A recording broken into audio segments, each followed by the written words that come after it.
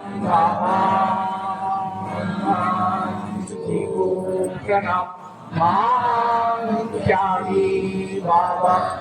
जुम्देव जी को प्रणाम। परमात्माए परम पूज्य परमात्मा ठेव संस्था टिमकी बाबाच्या आदेशानुसार आज या परिसरामध्ये नवहवन संपून चर्चा बैठकीला सुरुवात झालेली आहे। त्या प्रत्यक्ष सृष्टीचे विधाता उपस्थित आहे। बाबाला माझा प्रणाम। तसेच आपले सर्वांचे सद्गुरू मानव धर्माचे संस्थापक उपस्थित आहे। बाबाला माझा प्रणाम। तसेच आपली सर्वांची आई मातोश्री वाराणसी उपस्थित आहे। आईला माझा नमस्कार आणि आदरचे मंच सर्वांना माझा आदरपूर्वक नमस्कार। सर्व सेवक सेविका बालगोपाल सर्वांना माझा आदरपूर्वक नमस्कार।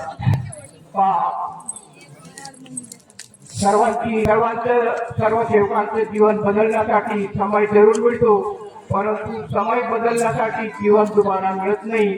म्हणून ह्या संधीचा फायदा सर्वांनी घेऊन आपलं समोर काय करावं हे सुरळीत करायला पाहिजे आणि बाबांनी आपल्याला संधी दिलेली आहे, त्या संधीचा फायदा घ्यायला पाहिजे। बाबांनी नम्रता धारण सर्वांनी परिवर्तन करायला पाहिजे। आपल्याला म्हणजे नम्रता पाहिजे। बाबांना एक असं म्हणलं की बाबा जात असताना एका बाईनं सारं बाई टाकलं, तेव्हा बाबांनी म्हटलं का बाई म्हणे तुझी काही गलती नाही म्हणे, गलती म्हणे तुझी नाही माझी नाही म्हणे, तुझ्या पाणी फेकातील आणि मी तिथून जात म्हणे। तर अशा तऱ्हेचा बाबाचा स्वभाव होता। म्हणजे जे बी करत ते परमेश्वर आजपासून काय करायचं का नाही। तर अशा म्हणजे बाबांनी असा स्वभाव होता एकंदरीत। बाबांनी शेवटी जेव्हा परीक्षा पास जेव्हा बाबाची झाली त्यावेळेस पूर्ण जगातील साधू संत एकत्र जमले होते। मौर्य हे सर्व ब्रह्मा विष्णू सुद्धा जमले होते।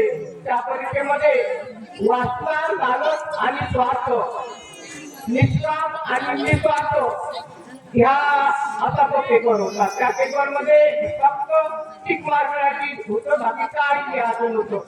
या सर्व गोष्टीमध्ये कोण निपुण आहे तर त्यामध्ये एकही असा धर्मात्मा किंवा कोणी अवलिया सुद्धा अवलियाचा विचार काय बाबा तुमचं काय म्हणणं आहे, म्हणजे अवलियाने सांगितलं का आपल्या मुखातून शिरा मध्ये आम्ही शिरा देतो म्हणे, कधी म्हणे त्या शिरांचा पट्टा लावतात म्हणे लोक म्हणे। दुसऱ्यांना विचारलं, ऋषी मुनींना विचारलं, ऋषी मुनींना सांगितलं का म्हणे आम्ही ठीक आहे म्हणजे सर्व ठीक आहे म्हणजे पण आमच्याने राहिलेलं होतं रंबा येते म्हणजे आमचं सर्व मुद्दा मुद्दाचे मध्ये। मग सर्वांना विचारलं तुमच्यावरती लालच या पात्र येते त्या सर्वांवरती परिपूर्ण परिपक्व असे बाबांनी दिले। आणि त्यामुळे बाबांना सर्व साधू संतांनी सांगितलं, शंकरजींनी सांगितलं तर म्हणे भावने याचा निष्कर्ष हा निघतो की बाबांनी जो बाबामध्ये शक्ती होती की जर बाबासोबत एक व्यक्ती आला जात होते तेव्हा सायकल वाला आला आणि सायकल वाल्याने बाबाच्या दुसऱ्या माणसाला पोचवाली तेव्हा बाबांनी दुसऱ्या व्यक्तीने सांगितलं नाही नाही म्हणे त्याच्या मुखातून निघलं तर तू सायकल फेकून जळून जाशील म्हणे। तर सायकलला फेक पकडला आणि खूप पेटायला लागला। तेव्हा ह्या याच्या वचनबद्ध केलं बाबांनी तर याच्यानंतर कोणताही खेळ म्हणे अशा तऱ्हेचं बोलला नाही करायचं म्हणे।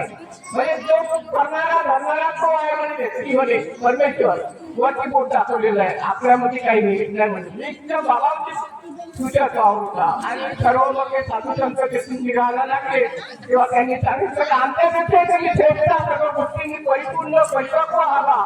आणि शंकरजींनी सांगितलं मी सुद्धा म्हणे हट्टात केला होता म्हणे बाबा सर्वश्रेष्ठ कोण आहे तर जो ह्या ज्योती संसाराने जेव्हा ज्योत लावली त्या ज्योतीचा मूळ आणि शेवट जो पाहुणी तो परिपक्व राहील. तर शंकर तिनं तो ब्रह्मा कुठे गेला वरती पाहायला गेला आणि विष्णू कुठे खाली गेला. तर ब्रह्मा जेव्हा वरती गेला तेव्हा त्याला पहिले गाय दिसली. गाय दिसली. गायला यानं ब्रह्माने सांगितलं कारण शेवटचं त्या ज्योतीच्या लागल्या नाही. तर गायला सांगितलं का गाय म्हणे तू असं कर म्हणे तू बोलत नाही म्हणे तू असं करायचं म्हणे. तर त्या गायनं तसं सांगितलं शंकर दिला तर माहित होतं का कोण का केलं कोण का नाही. विष्णूला विचारलं आणि मग समोर जाता जाता एक पकडीचं झाड दिसलं. फुलं जे झळक राहतात ना ते झाड दिसलं. त्यांना विचारलं